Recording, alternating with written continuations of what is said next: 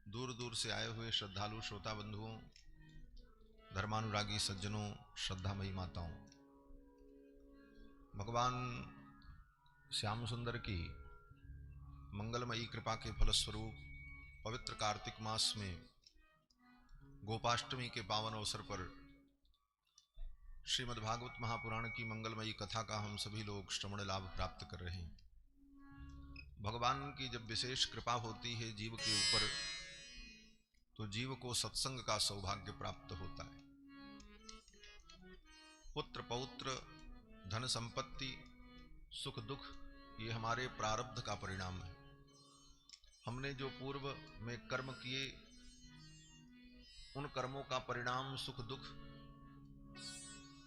संपत्ति वैभव, पुत्र पौत्र, परिवार समृद्धि, ये सब हमारे पूर्व कृत कर्मों का परिणाम है। जैसा हमने किया है वैसा हम पाते हैं। काहु न को सुख दुख कर दाता, निज कृत कर्म भोग सब भ्राता। लेकिन सत्संग की प्राप्ति ये भगवान की कृपा का फल है। भगवान जब किसी जीव पर कृपा करते हैं, जीवे दुखाकुले विष्णो कृपा काप्युपजायते, जीव को संसार चक्र में नाना योनियों में भ्रमण करते हुए, ऊकर सूकरादि अनेक योनियों में भ्रमण करते हुए जीव के दुख को देखकर भगवान को जब करुणा आती है, तो भगवान करुणा के परवश होकर उस जीव को सत्संग प्रदान करते हैं। और सत्संग में आकर भगवान की कथा को सुनकर भगवान के स्वरूप को, स्वभाव को, प्रभाव को जीव जानकर भगवान के प्रति अनुरक्त होता है। संसार से उसे धीरे धीरे वैराग्य होता है और भगवान के चरणों में उसकी भक्ति दृढ़ होती है। यही जीव के कल्याण का एक सुंदर क्रम बताया गया है शास्त्र में। जब द्रवहि दीन दयालु राघव, साधु संगति पाइये, जेहि दरस परस समागमादिक पाप राशि नसाई।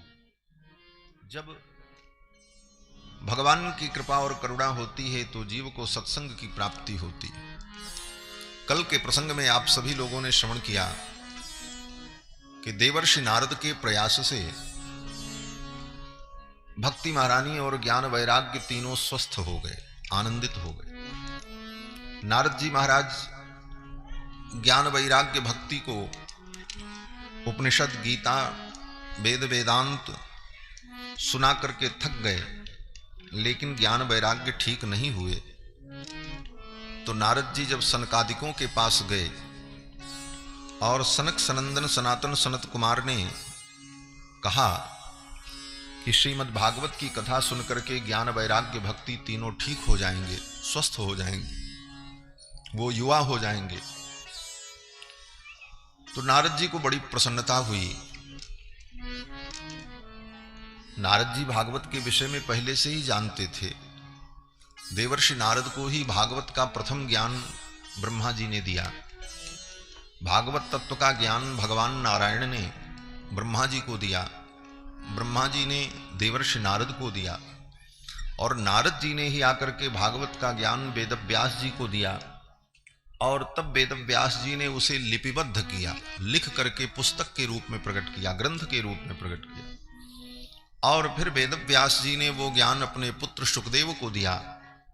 फिर शुकदेव जी ने समय आने पर राजा परीक्षित को सुनाया, और जब शुकदेव जी ने राजा परीक्षित को सुनाया, उसी समय श्री सूत जी महाराज ने इसे श्रवण किया। और समय आने पर श्री सूत जी महाराज ने नैमिषारण्य में 88,000 शौनकादि महर्षियों को सुनाया। ये भागवत की क्रम परंपरा है। किस परंपरा से ये भागवत का ज्ञान सर्वत्र फैला? तो नारद जी महाराज इस परंपरा में प्रारंभ से ही जुड़े हैं। भगवान ने ब्रह्मा जी को यह ज्ञान दिया, ब्रह्मा जी ने नारद जी को, लेकिन स्वयं नारद जी भी इसकी महिमा नहीं जान पा रहे कि इसकी इतनी महिमा है। इस भागवत के सुनने से ज्ञान वैराग्य भक्ति तीनों स्वस्थ हो जाते हैं, भक्ति युवा हो जाती है, ज्ञान वैराग्य मजबूत हो जाते हैं, दृढ़ हो जाते हैं। ये बात उन्हें पता नहीं थी। और जब यही बात सनकादिकों ने कहा, सनकादिकों ने कहा देवर्षि आप तो स्वयं भागवत के वक्ता हैं, आपने ही व्यास जी को ज्ञान दिया और आप इसकी महिमा को नहीं जानते। अरे इसकी बड़ी अद्भुत महिमा है। इस कथा से ज्ञान वैराग्य भक्ति तीनों स्वस्थ हो जाएंगे और आपका संदेह दूर हो जाएगा, आपका प्रयास सफल होगा। तब नारद जी बड़े प्रसन्न हुए और नारद जी ने बड़ी एक अच्छी बात कही, सत्संग की महिमा उन्होंने कही। नारद जी ने कहा, मुनिवर, इसीलिए सत्संग की जीवन में जरूरत होती है। भागवत जी तो हम भी जानते थे और हमने ही व्यास जी को संक्षेप में सुनाया भी था, लेकिन इसकी इतनी महिमा है, आज जब आपका सत्संग हमें मिला तब ये ज्ञान प्राप्त हुआ। नारद जी ने यही कहा। और ये सत्संग मिलता कब है? तो नारद जी कहते हैं, जब जीव का भाग्योदय होता है तभी ये सत्संग भी मिलता है। और नारद जी ने सनकादिकों से कहा कि भाग्योदयेन बहुजन्म समर्जितेन सत्संगमं च लभते पुरुषो यदा वै अज्ञान हेतु कृत मोह मदांधकार नाशं विधाय हि तदोदयते विवेकः।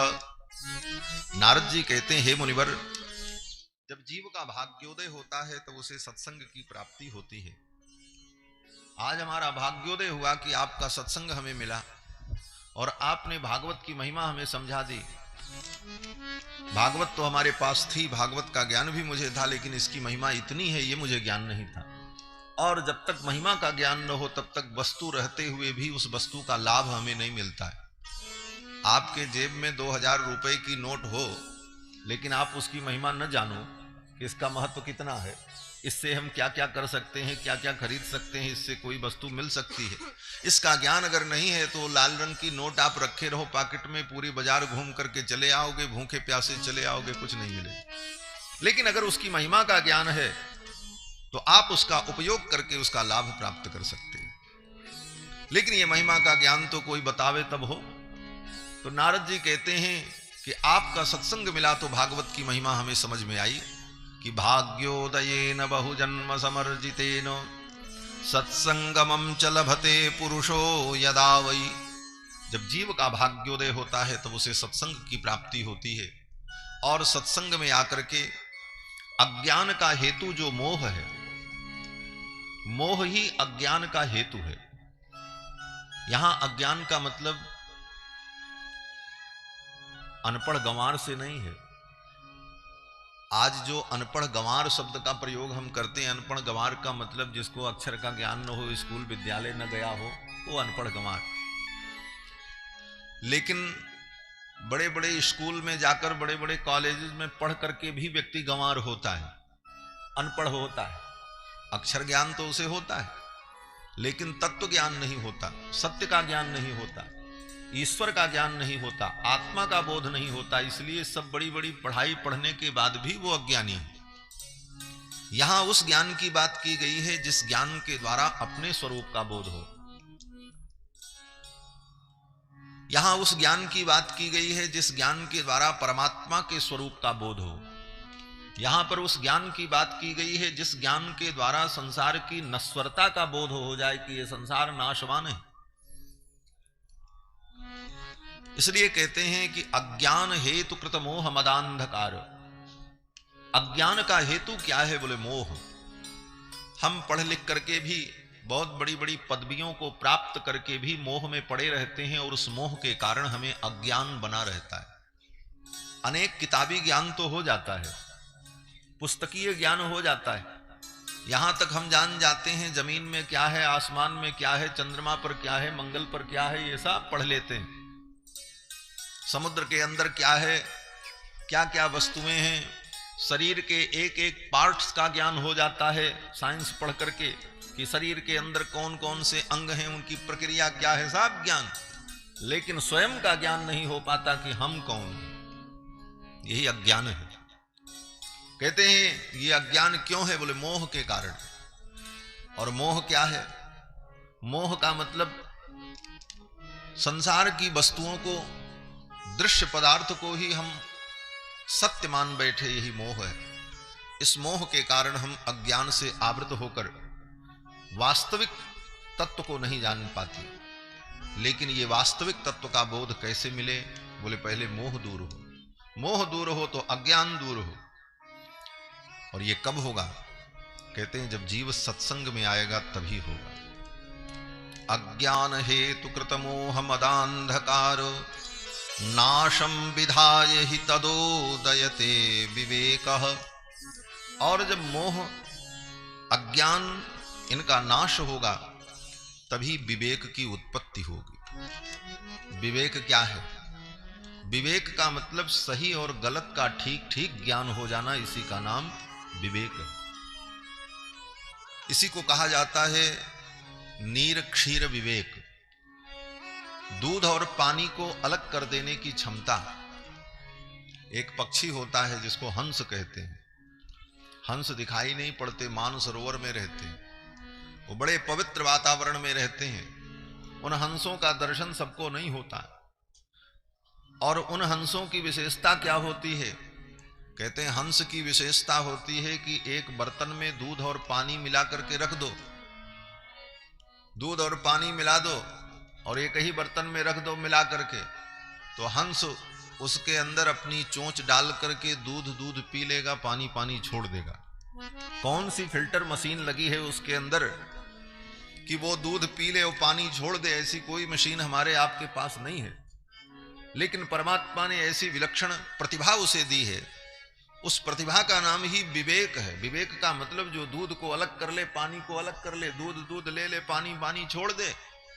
उसी प्रकार इस संसार में जो सत्य है, जो धर्म है, जो अच्छाइयां हैं, जो ज्ञान है, उसे हम ले लें, बाकी छोड़ दें। इसका नाम विवेक है। इसको कहते हैं विवेक। और इस विवेक की उत्पत्ति तभी होगी जब हम निरंतर सत्संग करें, बार बार संत महापुरुषों के चरणों में बैठकर शास्त्रीय उपदेश को, वेद पुराण रामायण गीता भागवत आदि शास्त्रों के उपदेश को बार बार जब हम श्रवण करेंगे तभी इस विवेक की उत्पत्ति होगी। इसी बात को गोस्वामी तुलसीदास जी ने अपनी रामायण में मानस जी में एक चौपाई में कहा।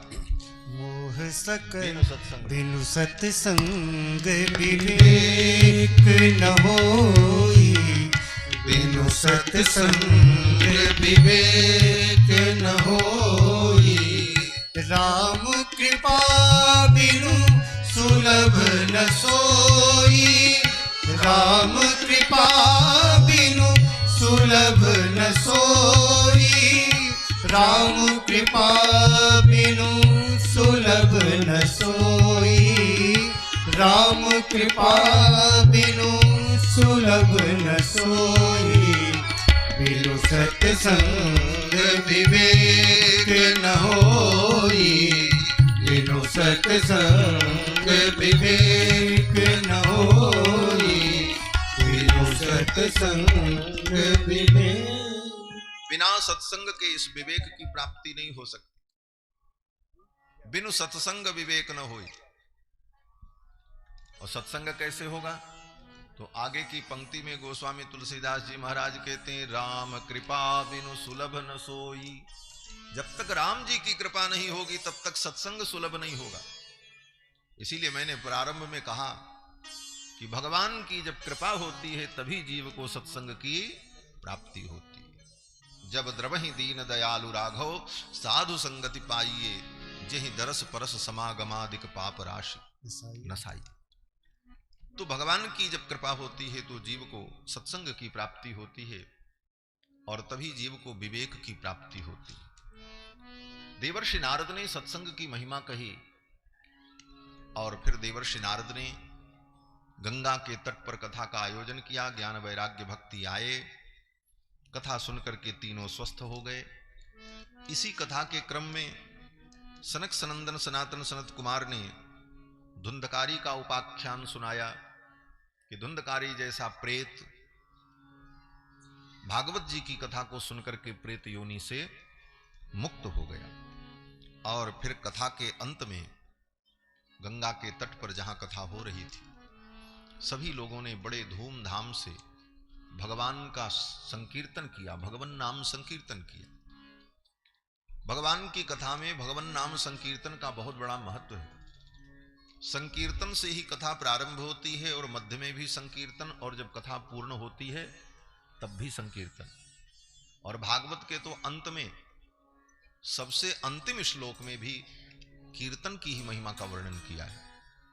भागवत जी में 18,000 श्लोक हैं और अंतिम 12वें स्कंद के अंतिम अध्याय के अंतिम श्लोक में सबसे अंत में सूत जी महाराज यही कहते हैं कि नाम संकीर्तनम यस्य सर्व पाप प्रणाशनम प्रणामो दुख समनः तम नमामि हरिम परम। भागवत के समापन में भी यही कहते हैं कि भगवान का नाम संकीर्तन ही जीव के समस्त पापों का नाश करने वाला है।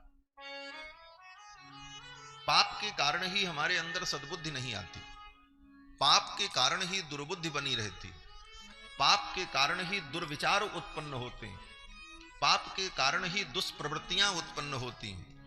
तो पहले पाप मिट जाए तो दुर्विचार खत्म हो जाए, दुर्वृत्तियां खत्म हो जाएं।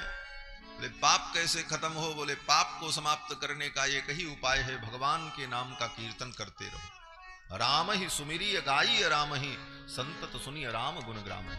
बार बार भगवान के नाम का उच्चारण करते रहो, बार बार भगवान के नाम का स्मरण करते रहो। भागवत के अंत में भी यही कहते हैं, नाम संकीर्तनम यस्य सर्व पाप प्रणाशनम प्रणामो दुख समनः तम नमामि हरिम परम।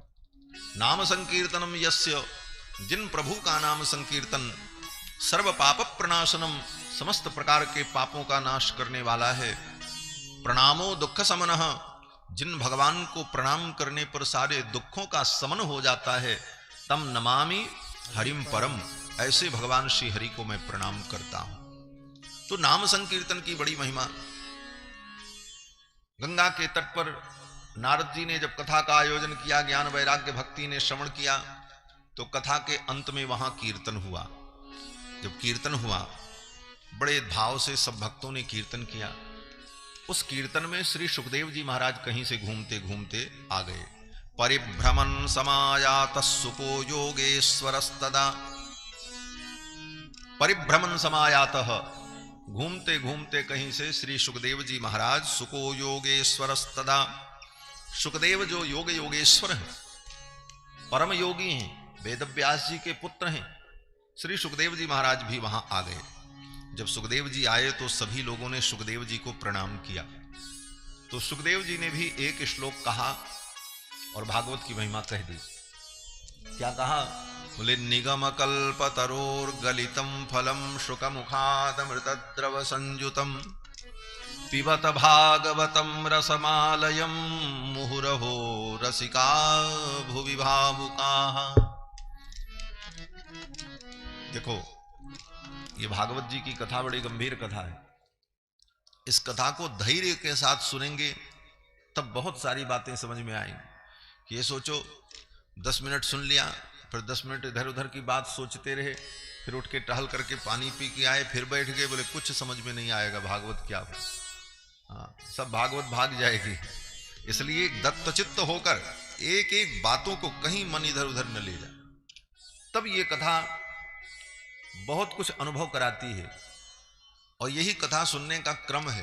मन को, बुद्धि को, चित्त को भगवान में लगाकर एकाग्र होकर के एक एक बातों को सावधानी पूर्वक श्रवण करें, तब सारी बातें समझ में आ जाती है। श्री सुखदेव भगवान आए और सुखदेव जी ने भागवत की महिमा का वर्णन किया कि ये वेद रूपी वृक्ष का पका हुआ फल है, इस रस को आप सभी लोग पियो और एक बार नहीं बार बार पियो। और इसकी महिमा क्या है? बोले पुराण तो बहुत हैं, 18 पुराण हैं, लेकिन उन 18 पुराणों में भागवत पुराण, बोले इसकी महिमा इतनी अद्भुत है कि ये समस्त पुराणों का सिरमौर है। श्रीमद्भागवतम पुराण तिलकम यद वैष्णवानाम धनम, ये भगवान के भक्तों का धन है। पुराण तो 18 हैं और 18 पुराण वेद व्यास जी ने ही बनाए, लेकिन यहां इतने लोग बैठे हैं, भागवत जी को छोड़ करके और 1-2 पुराण का और नाम छोड़ करके बाकी पुराण का नाम भी किसी को नहीं मालूम होगा। हो तो बताओ, कोई हाथ उठा करके हमको बतावे 18 पुराणों का नाम मालूम। लेकिन यहां जितने बैठे हैं, यहां क्या जो कथा में नहीं आते वो भी जानते हैं भागवत नाम का कोई पुराण है। क्यों? बोले भागवत की इतनी महिमा है कि गली गली में, घर घर में, नगर नगर में भागवत जी की कथा होती रहती। बाकी पुराण सब विद्वान लोग पढ़ते हैं, उनका चिंतन करते हैं, जरूरत पड़ती है तो उनमें विषयों का अन्वेषण करते हैं, खोजते हैं किस पुराण में क्या लिखा है, कहाँ क्या है। लेकिन अनुशीलन और रसास्वादन और कथा श्रवण तो भागवत जी का जितना होता है इतना अन्य किसी पुराण का नहीं होता। कारण कि ये भागवत पुराण परम सात्विक पुराण है। इस सात्विक पुराण में परम तत्व का ज्ञान है और यथार्थ ज्ञान का, वास्तविक वस्तु का ज्ञान है। इसीलिए भागवत के प्रारंभ में ही वेद व्यास जी ने लिखा कि धर्म प्रोज्झित कैतवोत्र परमो निरमत्सराणाम सताम वेद्यम वास्तवमत्र वस्तु शिवदम तापत्रयोन्मूलनम। कहते हैं धर्म प्रोज्झित कैतवोत्र परमो निरमत्सराणाम सताम। इस ग्रंथ को जो मैं लिखने जा रहा हूं, वेद व्यास जी कहते हैं कि धर्म के अंदर जो कपट था उस कपट को मैंने निकाल दिया। धर्म प्रोज्झित कैतवः, कैतव माने कपट, कपट को धर्म के अंदर से निकाल करके शुद्ध धर्म का इस ग्रंथ में हमने निरूपण किया है। ये भागवत के प्रारंभ में ही वेद व्यास जी ने प्रतिज्ञा की। धर्म प्रोज्झित कैतवोत्र परमो निर्मत्सराणाम सताम। और इस तत्व को, इस रस को, इस ज्ञान को कौन ग्रहण करते हैं? बोले निर्मत्सर पुरुष, जिनको जीवन में किसी से मत्सर नहीं है। मत्सर किसे कहते? बोले पर सुख, अहिष्णुत्व, असहिष्णुत्व, जो दूसरे के सुख को सहन न कर सके उसको मत्सर कहते हैं। मत्सर एक दुर्गुण होता है। मत्सर जिसके अंदर होता है वो दूसरे को सुखी नहीं देख सकता। देख न सकहीं पराई विभूति, उसको कहते हैं मत्सर। और ये मत्सर शब्द जो है ना, इसी से बना है मच्छर। ये मच्छर शब्द भी इसी से बना है। मत्सर का ही अपभ्रंश शब्द जो है वो मच्छर है। क्यों? बोले मच्छर का भी वही काम होता है। दिन भर आप काम करते रहो, खूब हंसते खेलते रहो, तब तक आपको मच्छर परेशान नहीं करेगा। लेकिन ज्यों ही आप सोने गए आराम करने, बस उसको टेंशन हुआ कि अब इसको सुख मिल रहा, चलो, फिर आते ही तुरंत कान के पास भन्न भन्न करके आपको डिस्टर्ब करके सोना मुश्किल कर दे। तो मच्छर का काम क्या है? बोले आपका सुख नहीं देख सकता। जब तक आप थके थे, काम कर रहे थे, तब तक उसने कुछ आपको परेशान नहीं किया। लेकिन जब आप सुख की चाहना में विश्राम करने गए तो मच्छर ने आकर के आपको परेशान कर दिया। क्यों? बोले वो सुख नहीं देख सकता, इसीलिए उसका नाम मच्छर है। इसी को कहते हैं मत्सर। तो मच्छर के ही समान जो मत्सर प्राणी हैं, जिनके अंदर मत्सर नाम का दुर्गुण है, वे किसी को सुखी नहीं देख सकते। और निर्मत्सर पुरुष कौन है? बोले जिनके अंदर ऐसा दुर्गुण नहीं, जो सबको सुखी देखना चाहते। सर्वे भवन्तु सुखिनः सर्वे सन्तु निरामयाः सर्वे भद्राणि पश्यन्तु मां कश्चित् दुःख भाग् भवेत्। ऐसा उद्घोष जिनके हृदय से निकलता हो, ऐसे महापुरुष जो निर्मत्सर पुरुष हैं, वे निर्मत्सर पुरुष इस भागवत तत्व का अनुशीलन करते, वो इस रस का अनुभव करते, उनके लिए ये ज्ञान है। कहते हैं निर्मत्सराणाम सताम वेद्यम वास्तवमत्र वस्तु शिवदम। और इस ग्रंथ के द्वारा हमें वास्तविक तत्व का बोध होता है। वेद्यम वास्तवमत्र वस्तु शिवदम। वास्तविक वस्तु क्या है? वस्तु का मतलब होता है जो वस्तुतः हो, जिसकी वास्तविकता हो, उसी को वस्तु कहते हैं। लेकिन यहां समझाने के लिए कहते हैं कि वास्तविक वस्तु क्या है। वस्तु कहने से ही वास्तविक हो जाता है अर्थ। लेकिन वास्तविक कहने का मतलब यह है कि जितनी वस्तुएं हमें दिखाई पड़ रही हैं दुनिया में, इन सब के अतिरिक्त जो परम तत्व परमात्मा है, वही वास्तविक तत्व है। उस तत्व का बोध इस ग्रंथ से होता है। वेद्यम वास्तवमत्र वस्तु शिवदम। और ये ज्ञान भागवत का शिवदम, कल्याण करने वाला है। शिवम ददातीति शिवदम, जो शिव को देता है। शिव माने कल्याण।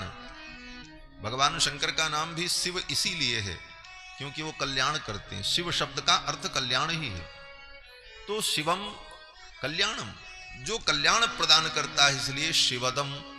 तापत्रयोन्मूलनम, 3 प्रकार के तापों का उन्मूलन कर देने वाला 3 प्रकार के तापों को जड़ से समाप्त कर देने वाला ये ग्रंथ तापत्रयोन्मूलनम वेद व्यास जी के द्वारा जो रचित है, ये ग्रंथ क्या है? श्रीमद् भागवत कहते हैं ये वैष्णवों का कंठहार है।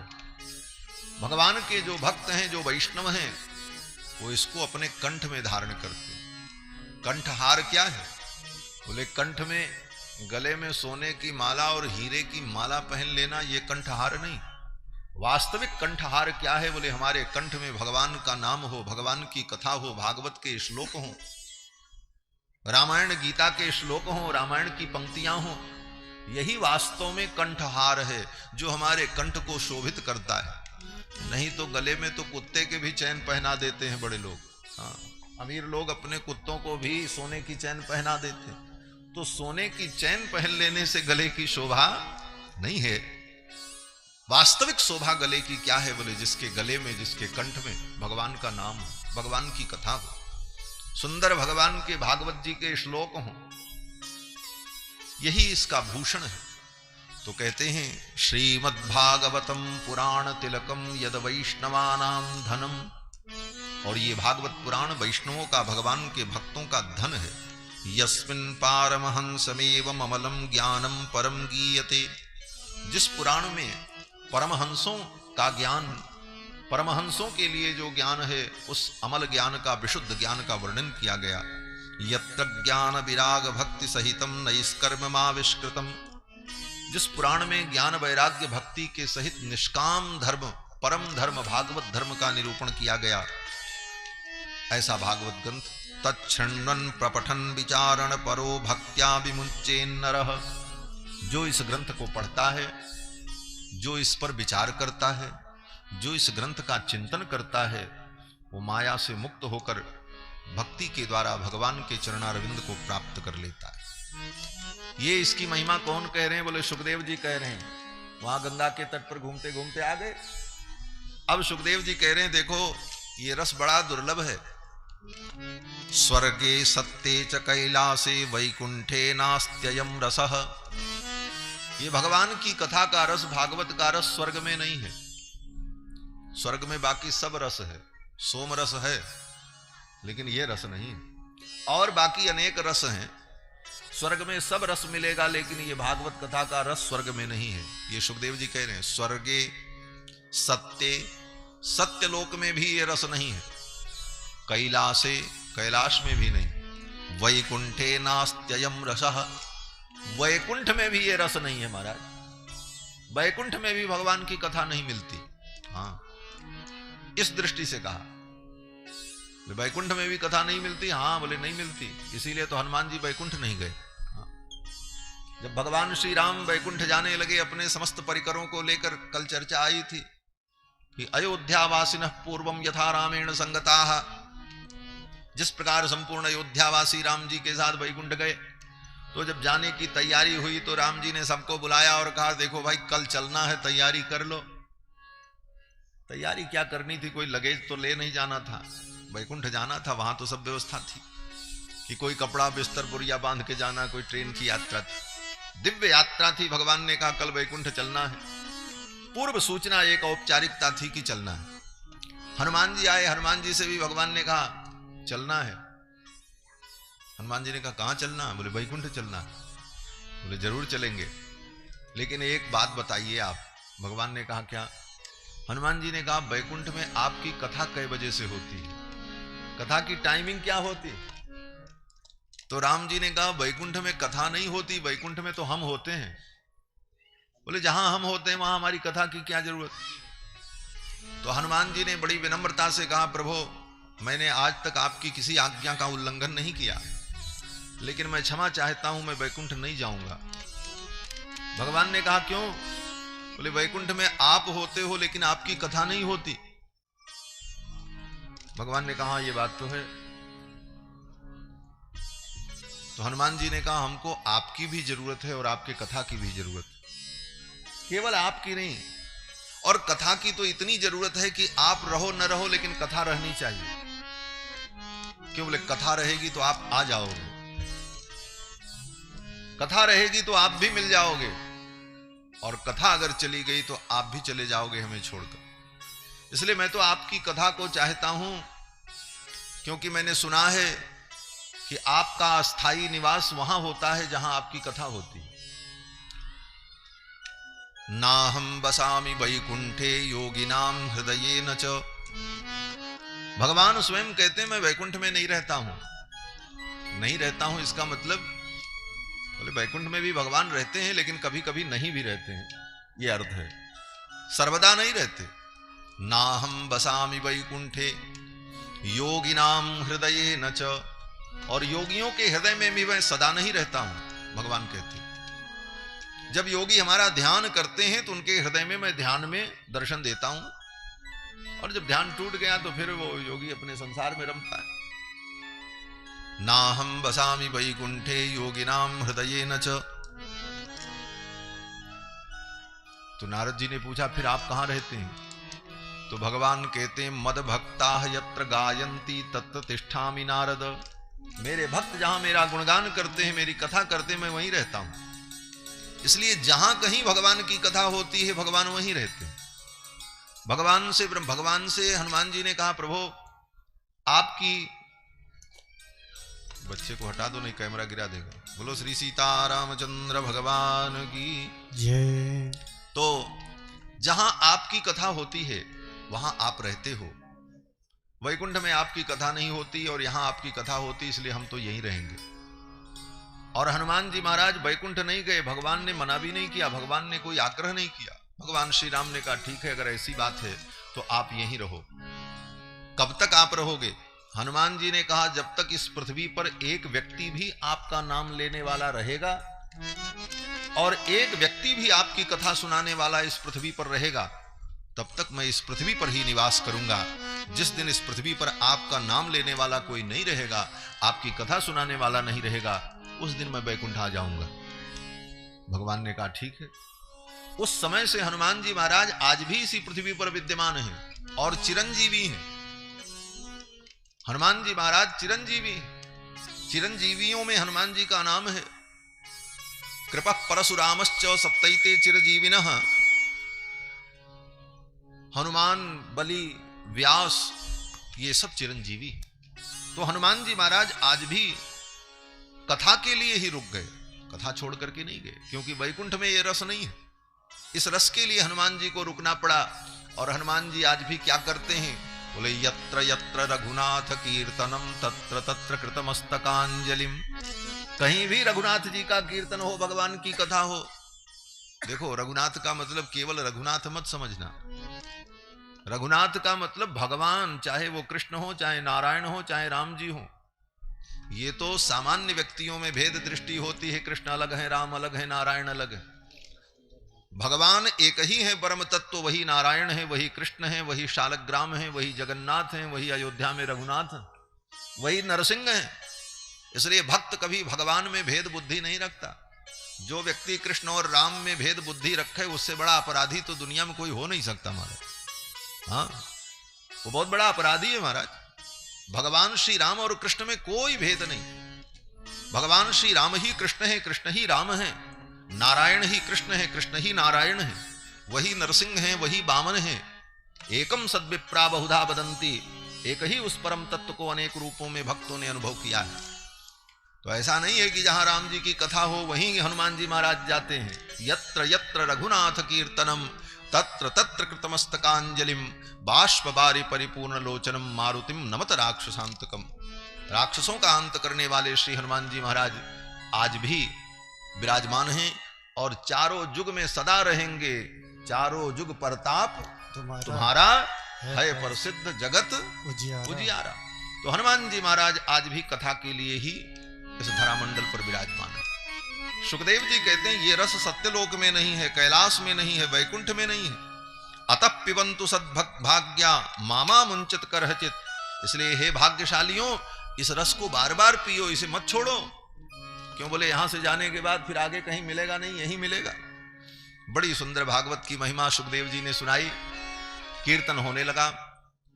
उस कीर्तन में ब्रह्मा जी आ गए, भगवान शंकर आए भगवती पार्वती के साथ में, प्रहलाद जी आ गए, भवो भवान्या कमलासनस्तु तत्रागमत्कीर्तन दर्शनाय।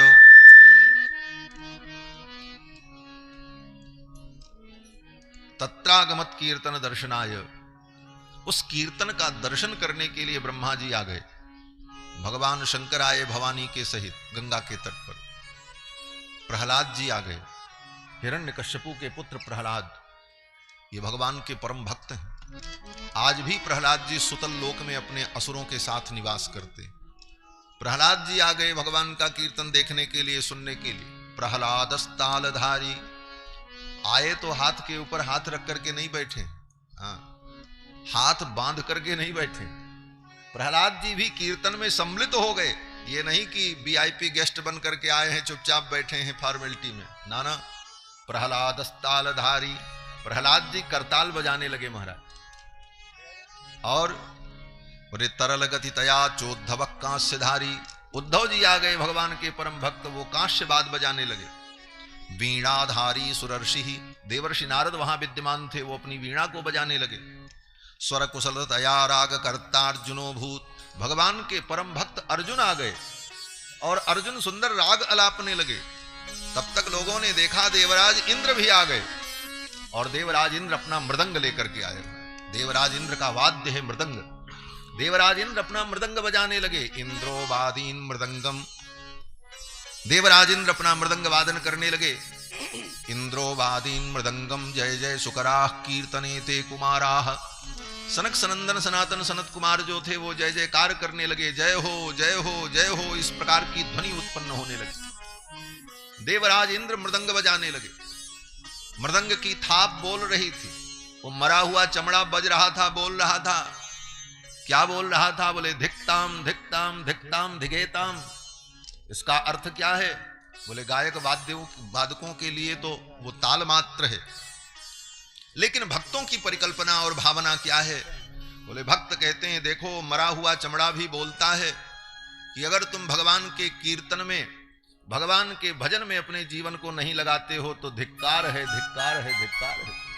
धिक्ताम धिक्ताम धिगेताम इति कथयत कीर्तनस्थो मृदंगः, कीर्तन में बजने वाला वो मृदंग उन प्राणियों को धिक्कार करता है कि तुम मनुष्य होकर के भगवान के नाम का संकीर्तन नहीं करते। परम आनंद हुआ। अब सब लोग मिलकर के भगवान का संकीर्तन करने लगे। भगवान नाम संकीर्तन। श्री कृष्ण गोविंद हरे मुरारी, हे नाथ नारायण वासुदेव। अब इस कीर्तन में सभी लोग यही बोलते हैं, श्री कृष्ण गोविंद हरे मुरारी। मुरारी नहीं, मुरारे, एक ही मात्रा लगा के बोलना। मुरारे संबोधन है, भगवान को संबोधित करके कीर्तन किया जा रहा है। हे कृष्ण, हे गोविंद, हे हरे, हे मुरारे, यह संबोधन है।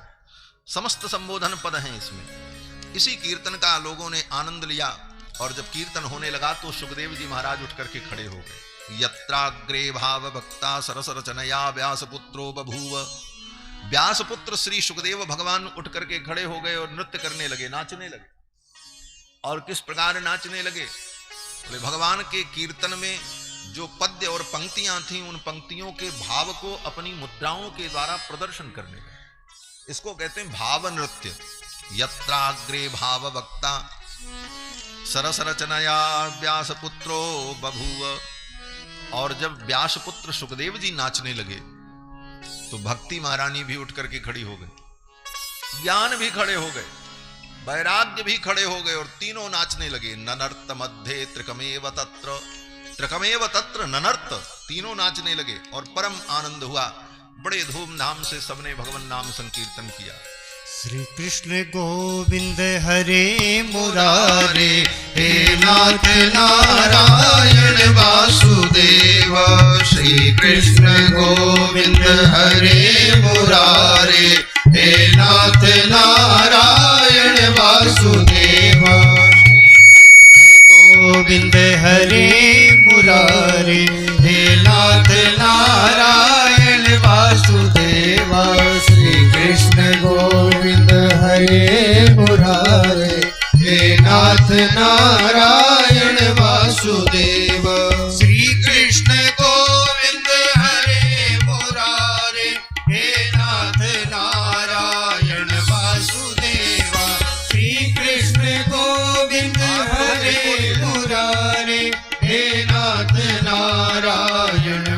वासुदेव श्री कृष्ण गोविंद हरे मुरारे हे नाथ नारायण वासुदेव श्री कृष्ण गोविंद हरे मुरारे हे नाथ नारायण वासुदेव श्री कृष्ण गोविंद हरे मुरारे हे नाथ नारायण वासुदेव श्री कृष्ण गोविंद हरे मुरारे हे नाथ नारायण वासुदेव हे नाथ नारायण वासुदेव हे नाथ नारायण वासुदेव हे नाथ नारायण वासुदेव हे नाथ नारायण वासुदेव हे नाथ नारायण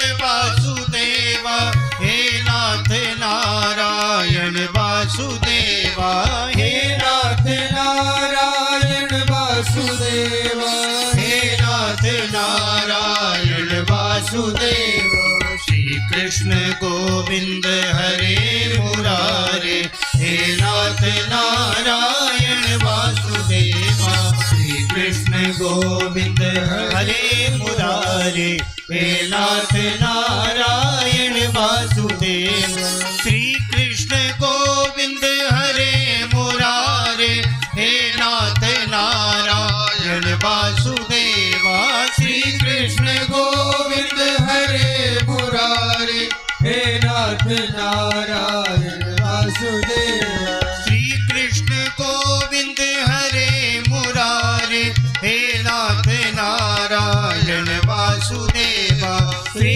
कृष्ण गोविंद हरे मुरारे हे नाथ नारायण वासुदेव श्री कृष्ण गोविंद हरे मुरारे हे नाथ नारायण वासुदेव श्री कृष्ण गोविंद हरे मुरारे हे नाथ नारायण वासुदेव राधे कृष्णा राधे कृष्णा राधे राधे राधे कृष्णा राधे कृष्णा राधे कृष्णा राधे राधे राधे कृष्णा राधे कृष्णा राधे कृष्णा राधे राधे राधे कृष्णा राधे कृष्णा राधे कृष्णा राधे राधे राधे कृष्णा राधे कृष्णा राधे कृष्णा राधे राधे राधे कृष्णा राधे कृष्णा राधे कृष्णा राधे राधे राधे कृष्णा राधे कृष्णा राधे कृष्णा राधे राधे राधे कृष्णा राधे कृष्णा राधे कृष्णा राधे राधे राधे राधे कृष्णा राधे कृष्णा राधे राधे राधे कृष्णा राधे कृष्णा राधे कृष्णा राधे राधे राधे कृष्णा राधे कृष्णा राधे कृष्णा राधे राधे राधे कृष्णा राधे कृष्णा राधे कृष्णा राधे राधे राधे कृष्णा राधे कृष्णा राधे कृष्णा राधे राधे राधे कृष्णा राधे कृष्णा राधे कृष्णा राधे राधे राधे ओ राधे कृष्णा राधे कृष्णा राधे राधे राधे कृष्णा राधे कृष्णा राधे कृष्णा राधे राधे राधे राधे कृष्णा राधे कृष्णा राधे राधे राधे कृष्णा राधे कृष्णा राधे कृष्णा राधे राधे राधे राधे कृष्णा राधे कृष्णा राधे राधे राधे कृष्णा राधे कृष्णा राधे कृष्णा राधे राधे कृष्णा राधे कृष्णा राधे राधे राधे कृष्णा राधे कृष्णा राधे कृष्णा राधे राधे हरे कृष्णा राधे कृष्णा राधे कृष्णा राधे राधे राधे राधे कृष्णा राधे कृष्णा राधे राधे राधे बोलो श्री राधा कृष्ण भगवान की जय श्री सच्चिदानंद भगवान की जय जय जय श्री राधे श्याम। अद्भुत कीर्तन हुआ। इस कीर्तन को देखकर भगवान भी प्रकट हो गए। उस कीर्तन में भगवान जब प्रकट हुए तो भगवान को देखकर सभी भक्तों ने साष्टांग प्रणाम किया। भगवान ने प्रसन्न होकर के कहा, वरदान मांगो, क्या चाहिए? हम बहुत प्रसन्न हैं तुम्हारे इस कीर्तन, मांगो क्या चाहिए? तो सभी भक्तों ने यही कहा कि हे प्रभु, मनोरथोयम परपूर्णीयः तथेति चोक्त्वान्तरधीयताच्युतः। सभी भक्तों ने भगवान से कहा, हे प्रभु, आप अगर वरदान देना चाहते हैं तो यही वरदान दे दीजिए कि जैसे आज आपने हम भक्तों पर कृपा की, ऐसे आपके भक्त कहीं भी कीर्तन करें, कथा करें, तो वहां भी आप ऐसी ही कृपा करते रहना, बस यही वरदान हमें दे दो। भगवान ने कहा तथास्तु, ऐसा ही होगा। और भगवान अंतर्धान हो गए।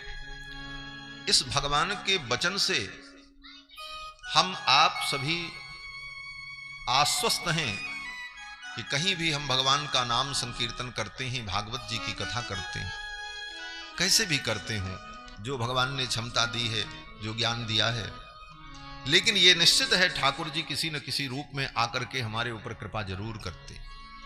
भगवान का आगमन कथा में अवश्य होता है, ये इस कथा की महिमा है। अंत में सूत जी महाराज कहते हैं कि असारे संसारे विषय विषसंगा कुलधियः क्षणार्धम क्षेमार्थम पिबत सुख गाथा तुलसुधाम। कहते हैं हे प्राणियों, असारे संसारे, ये संसार क्या है? असार है, नाम तो इसका संसार है। संसार का अर्थ क्या होता है? बोले संसार, जिसमें खूब सार भरा हो। अर्थ तो सीधा सीधा यही, लेकिन कहते हैं ऐसा है नहीं। असारे संसारे, इस संसार में सार नहीं है, ये असार है, देखने में तो बहुत है। किस प्रकार से? बोले जैसे समुद्र, इसीलिए कभी कभी संसार को समुद्र की उपमा दी जाती है। क्या कहते हैं? बोले ये संसार क्या? बोले संसार सागर, यही तो कहते। तो संसार को सागर से उपमा क्यों देते? बोले इसीलिए देते हैं कि सागर में पानी तो बहुत है, जितना पानी सागर में है उतना पानी दुनिया में कहीं नहीं है, लेकिन एक बूंद पानी भी पीने लायक नहीं है। पानी बहुत है लेकिन पीने लायक एक बूंद नहीं। देखने में बड़ा निर्मल है महाराज। नदी का पानी तो मटमैला होता है, बरसात में नदी का जल भी मटमैला हो जाता है, तालाब का पानी भी मटमैला हो जाता है, लेकिन समुद्र में कभी भी जाओ तो समुद्र का पानी एकदम साफ निर्मल दिखता है, देखने में भी बड़ा सुंदर, और पर्याप्त मात्रा में उतना पानी दुनिया में कहीं नहीं, लेकिन एक बूंद भी पीने लायक नहीं होता। उसी प्रकार ये संसार देखने में बड़ा सुंदर, सब कुछ भरा पड़ा है संसार में क्या नहीं है, लेकिन ये संसार पीने लायक नहीं है। अगर पियोगे तो ये फिर भीतर में जाकर के कष्ट ही देगा। संसार को जितना आप अपने अंदर बसाओगे ये संसार कष्ट ही देगा, ये केवल देखने लायक। असारे संसारे, और समुद्र से इसकी उपमा क्यों दी? बोले देखो समुद्र में बड़ी बड़ी लहरें उठती हैं, कभी वो लहरें आकाश को छूती हैं और कभी वो नीचे चली जाती। उसी प्रकार इस संसार में कभी व्यक्ति बहुत ऊंचाइयों को पा लेता है और कभी धराशायी हो जाता है, कभी बड़े पद को पा लेता है, कभी उस पद से च्युत हो जाता है, कभी बहुत धन कमा करके बड़ा धनवान हो जाता है, फिर कभी ऐसी स्थिति भी आती है सब कुछ समाप्त हो जाता है। और क्या है? बोले उस समुद्र के अंदर जितने जीव हैं वो सब एक दूसरे को खा करके जिंदा रहते हैं, बाहर से उनको कोई मटेरियल नहीं दिया जाता, एक दूसरे को खाते हैं। वो उसको जो कमजोर है वो मारा जाएगा, जो मजबूत है वो जीत जाएगा। वही इस दुनिया का खेल है। इस दुनिया में जो बलिशाली है, वीर भोग्या वसुंधरा, वो सब कुछ ग्रहण कर लेता है, कमजोर बेचारा मार दिया जाता है। यही दुनिया की लीला, यही संसार सागर है। जैसे समुद्र में मात्स्य न्याय होता है, मात्स्य न्याय का मतलब मछली का न्याय, मत्स्य का न्याय। वहां बड़ी मछलियां छोटी मछलियां को खा जाएंगी, कोई उनको बचा नहीं पाएगा। वहां कोई पुलिस प्रशासन और कोई कानून नियम नहीं चलता। वहां तो बस ईश्वर के भरोसे भागो और अपना प्राण बचा लो तो बच जाओ, अन्यथा बड़े जो है तुमको खा जाए। उसी तरह इस संसार में भी कानून व्यवस्था सब कुछ होते हुए भी मजबूत लोग कानून को भी धता बता करके कमजोर को धराशायी कर दे, यही दुनिया में। इसलिए संसार भी सागर है और यहां सब कुछ असार है।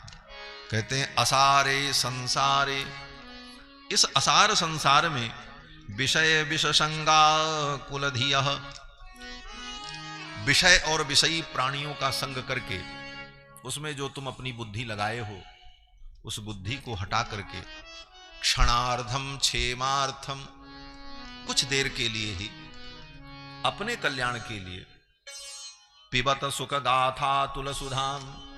इस सुख गाथा को, इस भागवत को, जो क्या है बोले सुधा के समान है, सुख गाथा तुलसुधाम, जिसकी तुलना सुधा से की गई है, अमृत से की गई, अमृत से भी ज्यादा की गई। क्यों बोले स्वर्ग का अमृत पीने वाला व्यक्ति तो केवल अमर होगा, मरेगा नहीं, लेकिन बड़ी विपत्ति में पड़ेगा। क्यों बोले स्वर्ग का अमृत पी लो तो क्या होगा, बोले मरोगे नहीं। चलो भाई बहुत अच्छा, नहीं मरेंगे तो सतयुग में तो कोई दिक्कत नहीं होगी, त्रेता में भी कोई कठिनाई नहीं होगी, द्वापर युग में भी कोई परेशानी नहीं होगी। लेकिन कलयुग में अगर कोई अमृत पी करके आ जाए और कहीं बड़े बड़े वैज्ञानिकों को पता चल गया कि इसके शरीर में कोई ऐसा एलिमेंट्स है कि ये मरता ही नहीं है, तब तो उठा ले जाएंगे और ले जाकर के तुम्हारे ऊपर रिसर्च प्रारंभ हो जाएगा कि इसके अंदर क्या तत्व है कि ये मरता नहीं, और शरीर फाड़ फाड़ करके आपके ऊपर रिसर्च होगा, फिर भी प्राण नहीं निकलेगा, मरोगे नहीं, तो अमृत पीने पे तो दुर्दशा ही होगी। और दूसरी बात बोले अमृत पी लो, अमृत पीने वाला मरता नहीं। किसी गधे को अमृत पिला दो तो फिर वो गधा आदमी नहीं बन सकता, कि बोले मरेगा ही नहीं तो दूसरा जन्म कैसे होगा। तो एक प्रकार से स्वर्ग का अमृत तो बंधन देता है, लेकिन भगवान की ये कथामृत, भागवतामृत बोले ये सब बंधन से मुक्त कर देते। अमृत पीने वाला व्यक्ति देह बंधन में पड़ जाता है, लेकिन भागवतामृत पीने वाला व्यक्ति, कथामृत पीने वाला व्यक्ति देह में रहते हुए देह बंधन से मुक्त हो जाता है। कथा आगे आएगी। गोपियां कृष्ण कथामृत को पी करके देह में रहते हुए देह बंधन से मुक्त हो गई। गोपियों ने यही कहा कि तव कथामृतम तप्त जीवनम कविभिरीडितम कल्मषापहम श्रवण मंगलम श्रीमदाततम भुवि गृह्णन्ति ते भूरिदा जनाः। तव कथामृतम, आपकी कथा तो ऐसा अमृत है, ऐसा परम तत्व है, और इस कथा ने तो हमको विदेह बना दिया, देह में रह करके भी हम देह से मुक्त हो गई।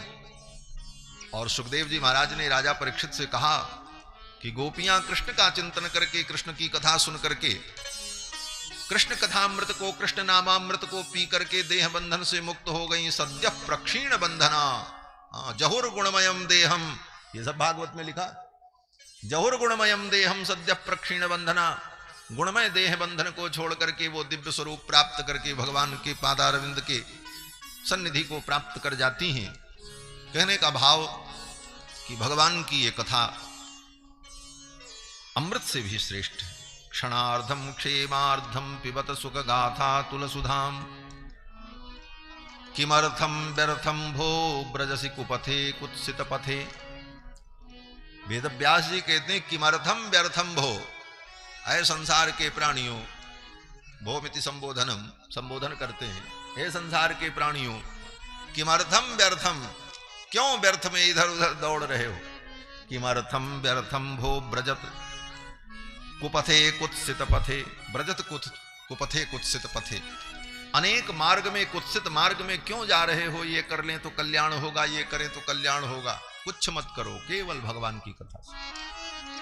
किसी इधर उधर के भटकाव में मत पड़ो। ब्रजत कुपथे कुत्सित कथे, क्यों बोले बाकी जितने मार्ग हैं उसकी महत्ता तो लोगों ने बताई, लेकिन प्रमाण और साक्ष्य कुछ नहीं है। और यहां तो साक्ष्य है। बोले क्या साक्ष्य है, तो कहते हैं कि परीक्षित साक्षी यत् श्रवण गति मुक्त्युक्ति कथने। यहां तो परीक्षित साक्षी हैं जिन्होंने इस कथा को सुनकर के मुक्ति को प्राप्त कर लिया, प्रमाण है। और किसी मार्ग की महत्ता भले लोग बतावें, लेकिन वहां कोई साक्षी नहीं। यहां तो प्रमाण है महाराज, परीक्षित प्रमाण है जिन्होंने इस कथा को सुना। परीक्षित यत् साक्षी श्रवणगत मुक्त्युक्ति कथने। इसलिए हे प्राणियों, इस मंगलमयी कथा को श्रवण करो। इस प्रकार 6 अध्याय में श्री सूत जी महाराज ने शौनकादि मुनियों को भागवत के महात्म्य का वर्णन किया।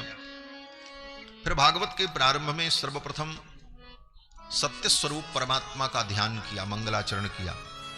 जन्माद्यस्य यतोऽन्वयादितरतश्चार्थेष्वभिज्ञस्वराट् तेने ब्रह्म हृदय आदि कवये मुह्यन्ति यत्सूरयः तेजो वारि मृदाम यथा विनिमयो यत्र त्रिसर्गो मृषा धाम्ना स्वेन सदा निरस्तकुहकं सत्यम परम धीमहि। इस प्रथम श्लोक में सत्य स्वरूप परमात्मा का ध्यान किया वेदव्यास जी ने। वेदव्यास जी कहते हैं कि वे भगवान सत्य स्वरूप हैं, जन्माद्यस्य यतः, जिनसे ये संपूर्ण सृष्टि जन्म लेती है, पालित होती है, और अंत में जिन परमात्मा में ही ये सृष्टि लय को प्राप्त हो जाती है। कैसे? बोले जैसे सोने की अंगूठी हो, तो सोने की अंगूठी बनने के पहले कहां थी? अगर ये कोई प्रश्न करे, समझना कि सोने की अंगूठी बनने के पहले कहां थी, तो क्या जवाब होगा? यही होगा कि वो थी लेकिन सोने के रूप में थी। सोना तो था ही जिस सोने से अंगूठी बनी। अंगूठी नहीं थी, लेकिन जो सोना अंगूठी बना, अंगूठी कोई अलग वस्तु तो थी नहीं, सोने को ही अंगूठी के आकार में ढाल दिया गया, बना दिया गया, तो नाम पड़ गया अंगूठी। तो जब अंगूठी नहीं थी तब क्या था? बोले तो सोना था। तब अंगूठी कहां थी? बोले अंगूठी प्रकट नहीं थी, लेकिन उस सोने के अंदर थी, तभी तो उस सोने से वो अंगूठी बन गई। बोले बाद में वो अंगूठी टूट गई, नष्ट हो गई, कहां चली गई? बोले कहीं नहीं चली गई, जो उससे बनी थी वो सोना तब भी था। तो आदि में भी वही था, मध्य में भी वही था, अंत में भी वही था। बीच में अंगूठी आई, लेकिन वो अंगूठी केवल आकृति मात्र थी, वो अनित्य थी, सोना नित्य था। उसी प्रकार भगवान ही परम तत्व, नित्य तत्व हैं। वही संसार के रूप में प्रकट होते हैं, विविध संसार के रूप में दिखते हैं, और प्रलय काल में ये सब कुछ भगवान में ही लय को प्राप्त हो जाता है। आनंदाध्येव खल्यमानि भूतानि जायन्ते, उन्हीं आनंद से ये सारा संसार उत्पन्न होता है। आनंदाध्येव खल्यमानि भूतानि जायन्ते आनंदेन जातानि जीवंती, उन्हीं आनंद परमात्मा से ये सारा संसार जीवित है, चलायमान है, सब कुछ हो रहा है, और अंत में उन्हीं में लय को प्राप्त हो जाता है। वे भगवान परम तत्व, सत्य स्वरूप, जिनसे संपूर्ण सृष्टि उत्पन्न हुई। और अर्थे स्वविज्ञः, जो सर्वज्ञ हैं, जो सब कुछ जानते हैं। यह सर्वज्ञ सर्वविद, जो भगवान स्वराट हैं, स्वयमेव राजते इति स्वराट, जिनको किसी दूसरे प्रकाश की अपेक्षा नहीं है, अपने प्रकाश से स्वयं प्रकाशित हैं, वे भगवान। क्यों? बोले वो प्रकाश स्वरूप है। भगवान को प्रकाशित होने के लिए किसी प्रकाश की जरूरत नहीं पड़ती, इसीलिए भगवान का एक नाम है स्वराट। जैसे आपके अंधेरी कोठरी में कोई कमरा हो, खूब अंधेरा हो, उस अंधेरे में सारी वस्तुएं रखी हैं, किताब रखी है, कलम रखी है, और भी अनेक वस्तुएं रखी हैं, लेकिन कोई वस्तु दिखाई नहीं पड़ रही, क्योंकि अंधेरा है। और आपने स्विच दबाया, बल्ब जल गया, अब उस प्रकाश में जितनी वस्तुएं वहां थी सब प्रकाशित होने लगी, सब दिखने लगी। अब कोई प्रश्न करे कि जब उस कमरे में हम घुसे तो सारी वस्तुएं नहीं दिख रही थी, लेकिन वो जो बल्ब था वो भी नहीं दिख रहा था, लेकिन बल्ब के जलने पर सारी वस्तुएं दिखने लगी, और वो बल्ब भी दिखने लगा। तो बल्ब किसके प्रकाश से दिख रहा है? बोले बल्ब के प्रकाश से सारी वस्तुएं प्रकाशित हो गईं, लेकिन बल्ब को दिखने के लिए किसी दूसरे प्रकाश की जरूरत नहीं पड़ी, वो बल्ब अपने ही प्रकाश से प्रकाशित हो गए। स्वयं प्रकाशित होते हुए पर वस्तुओं को, भिन्न वस्तुओं को भी जो प्रकाशित कर दे, उसको कहते हैं स्वप्रकाश। तो प्रकाश तत्व की यही विशेषता होती है, इसीलिए भगवान को ज्योतिष स्वरूप, प्रकाश स्वरूप माना जाता है। वेद में एक विद्या है ज्योतिर्विद्या, उस विद्या का नाम ही। तो भगवान ज्योतिष स्वरूप हैं, प्रकाश स्वरूप हैं, क्योंकि प्रकाश का यही धर्म होता है। प्रकाश सबको प्रकाशित करता है, लेकिन स्वयं को प्रकाशित करने के लिए उसको किसी दूसरे प्रकाश की जरूरत नहीं होती, इसीलिए भगवान का नाम स्वराट है। ऐसे भगवान जो सत्य स्वरूप हैं, तेजो वारि मृदाम यथा विनिमयो यत्र त्रिसर्गो मृषा, जिन भगवान के प्रभाव से ही ये संसार असत्य होते हुए भी सत्य के समान प्रतीत होता है, अथवा यह संसार यत्र त्रिसर्गो मृषा, तेजो वार मृदाम यथा विनिमयः। ये संसार जो है, जो सत्य के समान प्रतीत हो रहा है, ये भगवान की ही सत्ता से सत्य के समान प्रतीत हो रहा है। ऐसे भगवान जो अपने प्रकाश से स्वयं प्रकाशित हैं, जिन्होंने अपने प्रकाश के द्वारा समस्त अंधकार को नष्ट कर दिया, ऐसे भगवान सत्य स्वरूप परमात्मा को हम प्रणाम करते हैं, उनका ध्यान करते हैं। सत्यम परम धीमहि, एक श्लोक में भगवान का ध्यान किया। फिर दूसरे श्लोक में वही बात कही जो मैंने पहले बताई कि इस भागवत में कपट रहित धर्म का वर्णन किया, परमहंस जिस धर्म का अनुष्ठान करते हैं उस धर्म का निरूपण किया। वास्तविक वस्तु का बोध इस ग्रंथ के द्वारा होता है और 3 प्रकार के ताप का नाश होता है। और फिर एक श्लोक में भागवत जी की महिमा कही, निगम कल्प तरोर गलितम, और फिर नैमिषारण्य के सूत सौनक संवाद से कथा प्रारंभ हो जाती है। सूत सौनक संवाद में कहते हैं कि नैमिषारण्य में सौनक जी ने सूत जी से प्रश्न किया कि त्वया खलु पुराणानि सेतिहासानि चानघ आख्यातान्यप्यधीतानि धर्मशास्त्राणि यान्युत। हे भगवान, आपने अनेक पुराणों की कथा सुनाई, अनेक धर्मशास्त्र का आपने व्याख्यान किया, आपके द्वारा हमने बहुत सारी कथाएं सुनी, लेकिन अब हम आपसे ये जानना चाहते हैं कि पुंसाम एकांततः श्रेयस्तन्न संसितुमर्हसि। हे भगवान, परम श्रेय क्या है, हम जानना चाहते हैं। ये पहला प्रश्न किया है सौनक जी ने, श्रेय क्या है। दूसरा प्रश्न किया कि शास्त्र सारः कः, समस्त शास्त्रों का सार क्या है। अतः साधोत्र यत् सारम समुद्धृत्य मनीषया, आप अपनी मनीषा से, अपनी बुद्धि से ये तय करके हमें बताओ कि समस्त शास्त्रों का सार क्या है। ये दूसरा प्रश्न। पहला प्रश्न पूछा श्रेय क्या है। श्रेय माने परम कल्याण, श्रेय माने परम सुख, श्रेय माने वो आनंद जो आनंद मिलने के बाद कभी नष्ट न होता हो, उसको कहते हैं श्रेय। और जो आनंद मिले और नष्ट हो जाए उसको कहते हैं प्रेय। जब आपको भूख लगी हो तो बढ़िया रोटी सब्जी दाल चावल बड़ा प्रिय लगता है, और ज्यों ही खाना शुरू करो आनंद मिलता है, लेकिन वो आनंद फिर धीरे धीरे घटता चला जाता है। पहला कवर खाए तो उसमें जो आनंद मिला वो दूसरे में नहीं मिला, दूसरा खाए तो जितना आनंद मिला तीसरे में वो नहीं मिलेगा, चौथे में वो नहीं, और पेट भर जाने के बाद तो चाहे बड़ी से बड़ी चीज हो सब बेकार, फिर उसमें आनंद नहीं दिखता उसको। किसी को अर्थशास्त्र में तुष्टि गुण कहा, जो लोग अर्थशास्त्र पढ़े होंगे उनको मालूम होगा कि भोजन करते समय प्रथम रोटी में जो तुष्टि गुण होता है वो दूसरी रोटी में नहीं होता, और दूसरी में जो तुष्टि गुण होता है वो तीसरी में नहीं होता, और तीसरी में जो होता है वो चौथी में नहीं, और पांचवी छठी तक तो तुष्टि गुण खत्म हो जाता, रोटी वही रहती। तो संसार में जितनी वस्तुएं हैं ये प्रिय हैं, क्योंकि उन वस्तुओं से आनंद तो हमको मिलता है, लेकिन बाद में वो आनंद खत्म हो जाता है। बहुत सुंदर सुंदर वस्तु हमने खाई, पहले क्षण में उस वस्तु से आनंद मिला, दूसरे क्षण में कुछ कम हुआ, तीसरे क्षण में कुछ कम हुआ, बाद में उस वस्तु में कोई आनंद हमको समझ में नहीं आता। कोई सुंदर कपड़ा भी आप लेकर के आओ पहनने के लिए, पहले दिन पहने तो बड़ा आनंद हुआ, दूसरे दिन पहने थोड़ा आनंद कम हुआ, तीसरे दिन फिर 10-20 दिन बाद फिर साधारण सी बात हो जाती, उसको पहनने में कोई आनंद नहीं आता, वो आनंद घट जाता।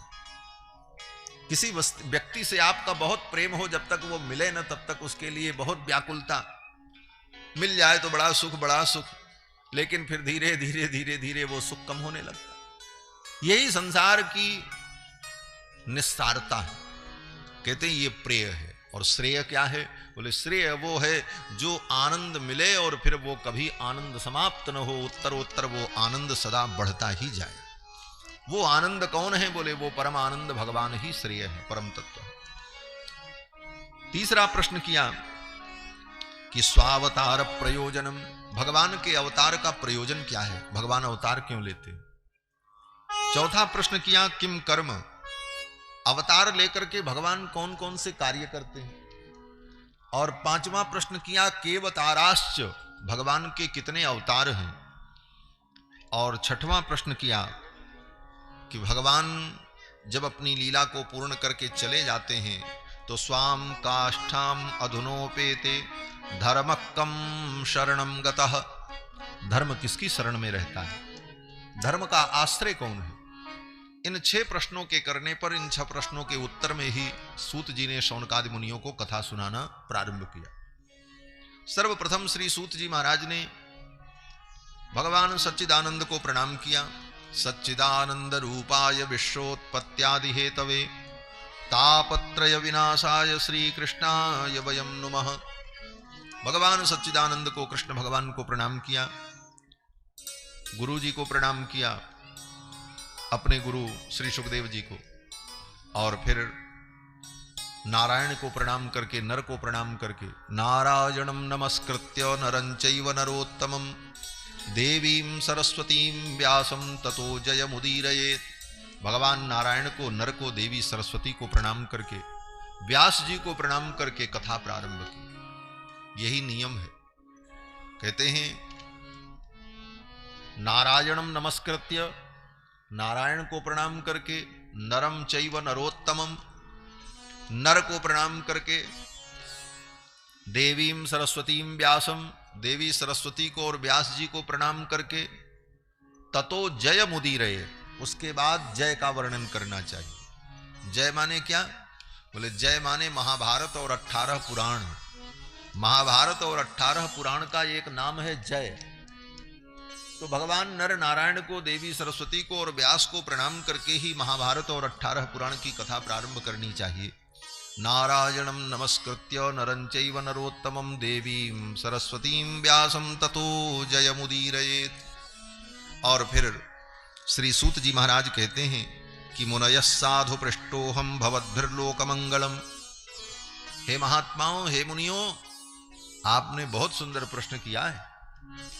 देखो, श्रोता का प्रश्न इतना अद्भुत होना चाहिए कि उसके प्रश्न से वक्ता के हृदय में आनंद की लहर उमड़ पड़े। फिर वक्ता के मुख से जो भगवान की कथा निकलेगी, वो कथा महाराज आपको सराबोर कर देगी। लेकिन श्रोता ही ऐसा नीरस और अरसिक हो और व्यर्थ के प्रश्न करे, जिस प्रश्न का कोई मतलब न हो, तो वक्ता के हृदय में अगर कथा भी आती होगी तो वो अथा गायब हो जाएगी। सौनक जी ने इतना सुंदर प्रश्न किया कि महाराज सूत जी प्रसन्न हो गए। सूत जी ने कहा, मुनयः साधु पृष्टोहम भवद्भिर्लोकमंगलम। आपने बहुत सुंदर प्रश्न किया है और इस प्रश्न के उत्तर से सारे लोक का मंगल होगा, सारे विश्व का मंगल होगा। यत् कृतः कृष्ण संप्रश्नो येनात्मा सुप्रसीदति। इस प्रश्न की विशेषता क्या है? क्यों यह प्रश्न बहुत बढ़िया है? तो सूत जी कहते हैं, यत् कृतः कृष्ण संप्रश्नो। प्रश्न किया तो, लेकिन प्रश्न भी किसके संदर्भ में? बोले कृष्ण के संदर्भ में किया। कोई प्रश्न करे बेवकूफ आदमी कथा में आकर के कि महाराज ये बताओ आपकी कौन सा मंत्र जप करें तो हमको खूब धन मिल जाए। कोई प्रश्न करे, महाराज कोई ऐसा मंत्र बताओ कि मेरे बेटे का ब्याह हो जाए। ले, ये पागलपन वाला प्रश्न साधु महात्माओं से करना ही नहीं चाहिए। ये सब प्रश्नों का उत्तर तो तुम्हारे अपने पुरुषार्थ से ही सिद्ध हो जाए। संसार का काम संसार से ही चलता है। संसार के इन कामों के लिए महात्मा और संत और भगवान की जरूरत नहीं, वो तो तुम अपनी बुद्धि विवेक से करते रहो। संत महात्माओं से तो ये प्रश्न करो, कृष्ण कौन है, भगवान कौन है, भगवान की महिमा क्या है, भगवान की भक्ति क्यों करनी चाहिए, भगवान का स्वरूप क्या है, भगवान की लीलाएं क्या हैं। भगवान के संदर्भ में जब प्रश्न होता है तो उस प्रश्न से वक्ता के हृदय में आनंद की वृद्धि हो जाती है। सूत जी कहते हैं, यत् कृतः कृष्ण संप्रश्नो। आपने प्रश्न किया है भगवान कृष्ण के विषय में, इसलिए मैं प्रसन्न हूं। येन आत्मा सुप्रसीदति। इस प्रश्न से क्या होगा? बोले प्रश्न करने वाले की आत्मा भी दिव्य हो जाएगी, प्रसन्न हो जाएगी, और प्रश्न का उत्तर देने वाला भी कृतार्थ हो जाएगा। येन आत्मा सुप्रसीदति। सूत जी कहते हैं, हे मुनियों, सवई पुंसाम परो धर्मो यतो भक्तिरधोक्षजे। अब तुम अपने पहले प्रश्न का उत्तर सुन लो। पहला प्रश्न क्या किया था? सब भूल गए। 6 प्रश्न किया था, उनमें पहला प्रश्न क्या था? किम श्रेयः, परम श्रेय क्या है? और श्रेय की परिभाषा बताई कि जो आनंद कभी नष्ट न हो, जो सदा बना रहे, जो सुख कभी नष्ट न हो, उसको कहते हैं श्रेय। ये पहला प्रश्न। तो श्रेय क्या है, श्रेय की प्राप्ति कैसे होती है? तो सूत जी महाराज कहते हैं कि सवई पुंसाम परो धर्मो यतो भक्तिरधोक्षजे। पुरुष का, जीव का परम धर्म है कि भगवान अधोक्षज के चरणों में वो भक्ति करे, प्रेम करे। यही श्रेय को प्रदान करने वाला है। अधोक्षज कौन? बोले अधोक्षज माने भगवान श्री कृष्ण, जो अक्ष के अधः में माने नीचे विराजमान है, इसलिए भगवान का नाम, एक नाम है अधोक्षज। अक्ष माने बैलगाड़ी, और बैलगाड़ी के नीचे मैया यशोदा ने कन्हैया को सुला दिया था, तभी सकटासुर आया था, इसलिए भगवान का एक नाम अधोक्षज है। उन भगवान अधोक्षज में जिसकी प्रीति हो, सवई पुंसाम परो धर्मो यतो भक्तिरधोक्षजे अहैतुक्य प्रतिहता ययात्मा संप्रसीदति। ऐसे भगवान के चरणों में हमारी भक्ति हो, भगवान कृष्ण के चरणों में। कैसी भक्ति हो? बोले अहैतुक्य, अहैतुक भक्ति, जिसमें कोई स्वार्थ न हो। इसलिए भक्ति न हो कि महाराज हम आपकी भक्ति कर रहे हैं तो हमारा ये काम बन जाए, वो काम बन जाए, ना ना। सहज बिना स्वार्थ की भक्ति भगवान के चरणों में जो हो, अहैतुकी भक्ति, उस भक्ति का परिणाम क्या होगा? बोले भक्ति का मतलब प्रेम, भगवान के चरणों में हेतु रहित प्रेम, बिना कारण के प्रेम करना, यही हमारा आपका परम धर्म है। मनुष्य का, जीव मात्र का यही परम धर्म है कि बिना स्वार्थ के, बिना कारण के भगवान के चरणों में प्रेम करो। और अगर वो प्रेम, वो भक्ति आपकी भगवान के चरणों में है तो उसका फल क्या होगा? तो कहते हैं वासुदेवे भगवती भक्ति योग प्रयोजितः। तुम्हारे अंदर जो प्रेम है, प्रेम करना आत्मा का सहज स्वभाव है, सहज स्वभाव है। जन्म से ही हम प्रेम करते हैं, दूसरा काम करते नहीं। अंतर यही होता है कि हम भिन्न भिन्न वस्तुओं से प्रेम करते हैं। बच्चा जब छोटा होता है तो उसे दूध से प्रेम है, खाने पीने की वस्तुओं से प्रेम है, माँ से प्रेम है, उनको छोड़ता नहीं उन्हीं के पास। बड़ा होने पर अन्य अन्य वस्तुओं में उसका प्रेम। मनुष्य तो जीवन में जीव केवल प्रेम ही करता है, दूसरा कोई काम करता ही नहीं। यथार्थ यही है। ये सब बड़ा सूक्ष्म विवेचन है सब शास्त्रों में। जीवन में मनुष्य केवल प्रेम करता है और अलग अलग वस्तुओं से, अलग अलग व्यक्तियों से, अलग अलग चीजों से उसका प्रेम होता रहता है।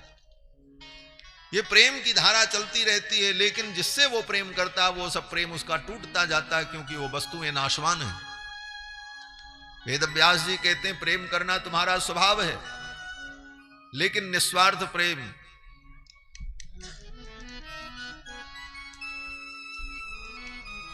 भैया पानी उन्हीं बीच में पिलाने की व्यवस्था कर रहे हो तो फिर हम भी पी लें, आराम करें थोड़ा देर। बोलो श्री सीता रामचंद्र भगवान की। इससे कथा में विघ्न होगा। कथा सुनने वाले भी आपका प्लेट और पानी देखने लग जाएंगे, जिसको पीना होगा वहीं जाके पी लेगा धीरे से। और कथा पियो फिर प्यास नहीं लगेगी, हमको तो यही लगता है। बोलो श्री सीता रामचंद्र भगवान की। बोल तो हम रहे हैं, प्यास तो हमको लगनी चाहिए है? आप तो सुन रहे हो। और यहां तो कथा को पीने के लिए ही कहा गया, पिबत भागवतम रसमालयम। इस रस को पियो। अगर आप पियोगे तो प्यास कहां लगेगी?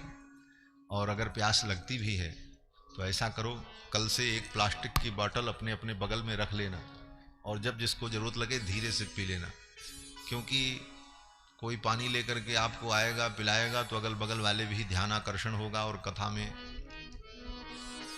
कहीं न कहीं भाव की च्युति हो जाएगी। इसलिए बोलो श्री सीता रामचंद्र भगवान की जय। 2 बार भगवान नाम संकीर्तन कर लें। भज राधे राधे गोविंद गोविंद राधे, भज राधे राधे गोविंद गोविंद राधे। भज राधे राधे गोविंद गोविंद राधे भज राधे राधे गोविंद गोविंद राधे गोविंद राधे गोपाल राधे गोविंद राधे गोपाल राधे गोविंद राधे गोपाल राधे गोविंद राधे गोपाल राधे भज राधे राधे गोविंद गोविंद राधे भज राधे राधे गोविंद गोविंद राधे भज राधे राधे गोविंद गोविंद राधे भज राधे राधे गोविंद गोविंद राधे गोविंद राधे गोपाल राधे गोविंद राधे गोपाल राधे गोविंद राधे गोपाल राधे गोविंद राधे गोपाल राधे भज राधे राधे गोविंद गोविंद राधे भज राधे राधे गोविंद गोविंद राधे भज राधे राधे गोविंद गोविंद राधे भज राधे राधे गोविंद गोविंद राधे गोविंद राधे गोपाल राधे गोविंद राधे गोपाल राधे गोविंद राधे गोपाल राधे गोविंद राधे गोपाल राधे भज राधे राधे गोविंद गोविंद राधे भज राधे राधे गोविंद गोविंद राधे भज राधे राधे गोविंद गोविंद राधे भज राधे राधे गोविंद गोविंद राधे हे गोविंद राधे गोपाल राधे गोविंद राधे गोपाल राधे श्री गोविंद भगवान की जय जय जय श्री राधे। श्याम। मैं निवेदन कर रहा था श्रेय क्या है, तो कहते हैं कृष्ण भक्ति परम श्रेय। भगवान श्री कृष्ण के चरणों की भक्ति ही श्रेय है, वही परम तत्व, वही परम श्रेय है। और वो भक्ति, वो प्रेम भगवान के चरणों में हो, अपनी उस प्रेम की धारा को भगवान के चरणों में जोड़ दो। संसार से जो प्रेम है उसको भगवान में लगाओ। सूत जी कहते हैं वासुदेवे भगवती भक्ति योग प्रयोजिता। अपने भक्ति योग को भगवान वासुदेव में प्रयोजित कर दो। प्रयोजित का मतलब प्रकृष्ट रूपेण योजित, प्रकृष्ट रूप से माने अच्छे ढंग से उसमें जोड़ दो भगवान में। इसी बात को गोस्वामी तुलसीदास जी ने कहा।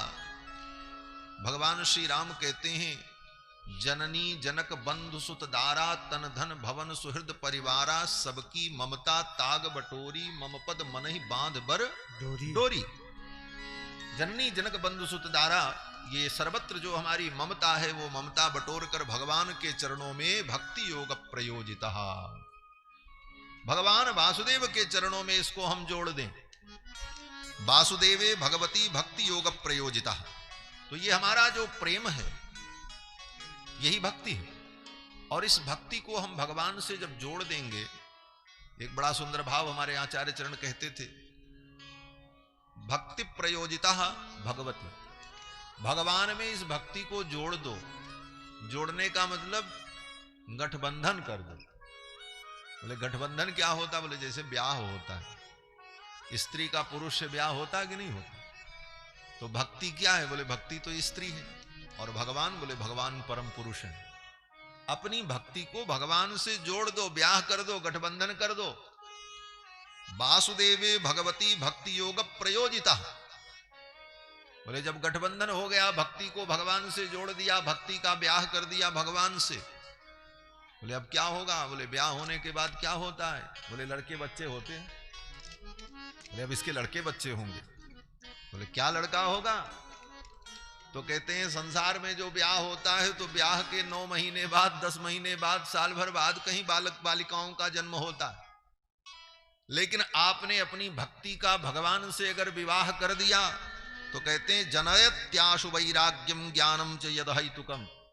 जनयत्याशु वैराग्यम ज्ञानम, ये भक्ति क्या करेगी? बोले आशु माने अति शीघ्र 2 पुत्रों को जन्म देगी। जनयति, 2 पुत्र कौन कौन पैदा होंगे? बोले एक का नाम ज्ञान, एक का नाम वैराग्य। ये भक्ति के 2 पुत्र हैं ना, जिनकी चर्चा अभी आई थी। तो भक्ति के पुत्र ज्ञान वैराग्य कब पैदा होंगे? बोले जब भगवान से उनका ब्याह हो जाएगा भक्ति का। जनयत्यासु वैराग्यम ज्ञानम च यदहैतुकम। और ये 2 पुत्र कैसे होंगे? बोले महाराज बेटा बेटी पैदा होते हैं तो एक बेटा बेटी या तो माँ के ऊपर जाते हैं या तो बाप के ऊपर जाते हैं। बोले 2 बेटा पैदा भये, कौन माँ के ऊपर गया कौन बाप के ऊपर गया? बोले बड़ा बेटा पैदा हुआ ज्ञान, वो भगवान के ऊपर गया। ज्ञान अखंड एक सीतावर। और वैराग्य, बोले वैराग्य जो है अपनी माँ के ऊपर गया। भक्ति क्या है? बोले वैराग्य पूर्णा, जिसको संसार में कहीं राग न हो, केवल भगवान में राग हो, वही तो भक्ति। इसलिए वही वैराग्य है। तो 2 पुत्र पैदा हो जाएंगे, ज्ञान और वैराग्य। तो जीवन में हम अपनी प्रेम की धारा को भगवान से जोड़ें, और भगवान से ये धारा जुड़ गई, भक्ति जुड़ गई, तो 2 पुत्र पैदा होंगे, ज्ञान और वैराग्य। और ज्ञान वैराग्य प्राप्त हो गया तो जीवन धन्य हो गया। यही भागवत का सार है, यही भागवत सुनने का फल है। कहते हैं कृष्ण भक्ति परम श्रेय, भगवान श्री कृष्ण के चरणों की भक्ति यही परम श्रेय है। शास्त्र सारश्च सैवही। और दूसरा जो प्रश्न किया कि शास्त्र का सार क्या है, तो सारे शास्त्रों का सार है भगवान के चरणों की भक्ति।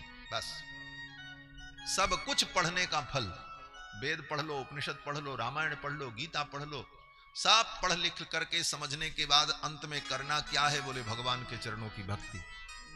सारे शास्त्र का सार यही है कि भगवान के चरणों की भक्ति करो, यही शास्त्र का सार। सारे शास्त्र यही कहते हैं कि तुम किसी न किसी प्रकार से अपने मन को भगवान में लगाओ। शास्त्र सारश्च सैवही। आगे सूत जी कहते हैं कि धर्मस्वनुष्ठित पुंसाम विश्वक्सेन कथासु यः नोत्पादयेद्यदि रतिम श्रमये वही केवलम। सूत जी कहते हैं हे मुनियों, तुमने बहुत अच्छे ढंग से धर्म का अनुष्ठान किया जो धर्म शास्त्र में कहे गए हैं। कौन सा धर्म? बोले अनेक धर्म हैं। तुलसी में जल चढ़ाना, पीपल में जल चढ़ाना, गाय को चारा खिलाना, संतों की सेवा करना, गरीबों की सेवा करना, दान करना, यज्ञ करना, तप करना, तीर्थ में जाना, नदी में स्नान करना, ये सब धर्म कर्म है। इन सारे धर्म कर्मों को करने का वास्तविक फल क्या है? हमने दान किया, यज्ञ किया, तीर्थ में गए, खूब भ्रमण किया, बहुत अच्छे अच्छे काम दुनिया में किए, परोपकार किया, परहित किया, लेकिन इन सारे कर्मों का फल क्या है? कहते हैं इन सारे कर्मों का वास्तविक फल है कि भगवान की कथा में प्रेम उत्पन्न हो जाए। बड़ी ऊंची बात कह रहे। इन सारे कर्मों का वास्तविक फल यही है कि भगवान में प्रेम हो जाए, भगवान की कथा में प्रेम हो जाए, भगवान के चरणों की भक्ति आ जाए। और भगवान की कथा में प्रेम नहीं हुआ, भगवान के चरणों में भक्ति नहीं हुई, तो चाहे जितना दान किया, यज्ञ किया, पुण्य किया, उसका कोई वास्तविक फल आपको नहीं मिला। धर्मस्वनुष्ठित पुंसाम विश्वक्सेन कथासु यः। भगवान विश्वक्सेन की कथा में, भगवान की कथा में यदि प्रेम नहीं हुआ, नोत्पादयेद यदि रतिम, यदि रति उत्पन्न नहीं हुई, प्रेम उत्पन्न नहीं हुआ, तो श्रम एव ही केवलम, आपने केवल परिश्रम किया। सवेरे से शाम तक व्रत किया, नवरात्रि किया, शिवरात्रि किया, लेकिन उसका फल कुछ नहीं मिला। व्रत करके भूखों मरे, वास्तविक फल नहीं मिला। क्यों? बोले उसका वास्तविक फल क्या है? बोले व्रत, जप, तप, नियम, अनुष्ठान, स्वाध्याय, समर्चन, इन सारे चीजों का वास्तविक फल यही है कि भगवान के चरणों की प्रीति मिल जाए, भक्ति मिल जाए, भगवान की कथा हमको अच्छी लगने लग जाए, सब काम छोड़ करके हम भगवान की कथा श्रवण करने लग जाएं। ऐसी प्रीति उत्पन्न हो गई तो समझो आपके सारे कर्म सार्थक हो गए, अन्यथा सब व्यर्थ है। केवल आपने परिश्रम किया। और इस प्रकार से भगवान के चरणों की भक्ति अगर उत्पन्न हो गई, कथा में प्रीति उत्पन्न हो गई, तो कथा क्या करेगी? बोले आप कथा श्रवण करोगे तो आपके जो पूर्वकृत कर्म हैं, वासनाएं हैं, वो वासनाएं धीरे धीरे नष्ट होंगी और भगवान के चरणों में जो आपकी भक्ति है वो उत्तरोत्तर दृढ़ होती जाए। भगवत तत्व विज्ञानम मुक्त संगस्य जायते। और ऐसे मुक्त जीवन मुक्त प्राणियों का जब संग प्राप्त होगा तो भगवत तत्व विज्ञान की उत्पत्ति हो जाएगी। भगवान कौन है इस तत्व का बोध हो जाएगा। भगवान कौन है, भगवत तत्व का स्वरूप क्या है, ये जान लेने पर क्षीयन्ते चास्य कर्माणि दृष्ट एवात्मरीश्वरे। उस परमात्म तत्व का बोध होने पर सारे कर्मों का स्वतः क्षय हो जाएगा।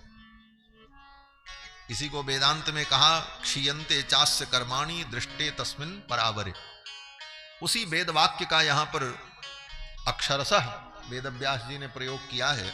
कहते हैं भिद्यते हृदय गंधिश्छिद्यन्ते सर्व संशयाः क्षीयन्ते चास्य कर्माणि दृष्ट एवात्मनीश्वरे। अब वो भगवान परमात्मा कौन है?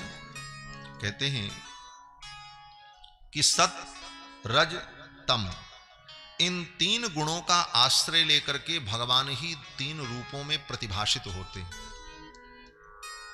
किन तीन रूपों में? विष्णु, ब्रह्मा और शिव के रूप, जिनको त्रिदेव कहा जाता है। सत्व गुण को आश्रय बनाकर सत्व के रूप में भगवान नारायण, भगवान विष्णु, रजोगुण के रूप में ब्रह्मा और तमोगुण के रूप में भगवान शिव। सत्वं रजस्तम इति प्रकृतेर गुणास्तैर्युक्तः परः पुरुष एक इहास्य धत्ते। कहते वही परम पुरुष एक तत्व सत रज तम, इन तीन गुणों का आश्रय लेकर के विष्णु, ब्रह्मा और शिव के रूप में प्रतिभाषित होते। स्थित्यादये हरिविरंचि हरेति संज्ञा श्रेयांसि तत्र खलु सत्व तनोर्नृणाम स्युः। लेकिन ये तीन कार्य करने के लिए, पालन, सृष्टि और संहार, स्थिति, पालन, उत्पत्ति, संहार, इन कार्यों के लिए सतोगुण, रजोगुण, तमोगुण, तीन गुणों का आश्रय लेकर के भगवान तीन रूपों में विराजते हैं, जिनको त्रिदेव कहा जाता है। तीनों गुणों की जरूरत क्यों पड़ती है? बोले किसी कार्य के लिए तीन गुण जरूरी है। सतोगुण का काम है ज्ञान, रजोगुण का काम है प्रवृत्ति और तमोगुण का काम है निवृत्ति, समापन, समाप्ति। ये तीनों गुण होते हैं तभी संसार में कोई काम होता है, नियम है। जैसे किसी कारपेंटर को आप लकड़ी ला करके दे दो और कहो कि इस लकड़ी का तुम टेबल बना दो, कुर्सी बना दो, तो लकड़ी का कारीगर कुर्सी कब बनाएगा?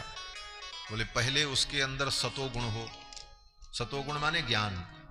पहले उसको कुर्सी बनाने का ज्ञान हो, उसको इतना ज्ञान हो कि कितनी लकड़ी हम काटेंगे तो कितना बड़ा पावा बनेगा और कितना मोटा बनेगा, ये सब ज्ञान उसकी बुद्धि में पहले हो, तभी कुर्सी बनेगी। वो सतोगुण के कारण है। लेकिन केवल सतोगुण से कुर्सी नहीं बनेगी। उसके बुद्धि में ज्ञान तो हो, लेकिन वो कहे क्यों बनावें, क्या जरूरत, तब नहीं बनेगी। उसको जरूरत महसूस हो, रजोगुण आवे। रजोगुण में प्रवृत्ति होती है। जब स्वार्थ होता है और कुछ लाभ की इच्छा होती है तभी रजोगुण जागृत होता है, रजोगुण से वो कार्य होता है। जब उसको ये कहा जाएगा भाई कुर्सी बनाओ तो तुमको हम 100 रुपए देंगे, तब वो बनाने के लिए तैयार हो जाएगा। तब अपना बसुला उठावे, रुखानी उठावे, अपना हथियार उठाएगा। तो ज्ञान के साथ साथ रजोगुण हो तब उसकी प्रवृत्ति होगी बनाने में। अब वो बनाने लगा, लकड़ी को छीलने लगा, काटने लगा, लेकिन वो केवल बनाता ही रहे तो क्या कुर्सी बनेगी? बोले नहीं बनेगी। क्यों? बोले वो बनाता रहे, काटता रहे, घिसता रहे, परिणाम क्या होगा? बोले सब लकड़ियां खत्म हो जाएगी कट पीट करके। एक स्थिति में जाकर के उसे रुकना पड़ेगा, अवस्टंभ होगा। अवस्टंभ माने रुकना। जब तक वो रुकेगा नहीं, उस कार्य को बंद नहीं करेगा, और वो तब होगा जब वो थक जाएगा और उसके कार्य की पूर्ति हो जाएगी। ये तम के कारण होगा, तभी उस कार्य की उत्पत्ति होगी। तो ज्ञान के साथ लोभ, और फिर उसके बाद तम, जो कार्य को विराम देता है। ये तीन गुण, सतोगुण, रजोगुण, तमोगुण, इन्हीं से सृष्टि के सारे कार्य चलते हैं। इसलिए सृष्टि को बनाने के लिए, चलाने के लिए और अंत में इसको समाप्त करने के लिए, रोकने के लिए, प्रलय करने के लिए भगवान शंकर तमोगुण प्रधान, तीन रूप में भगवान विराजते हैं।